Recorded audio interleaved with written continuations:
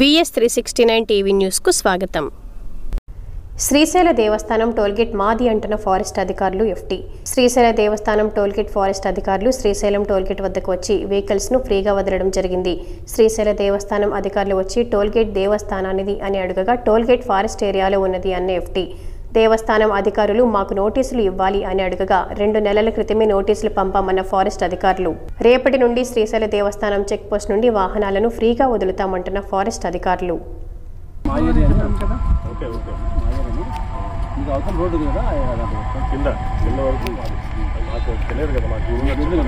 Meeting చాలా సార్లు జరిగింది.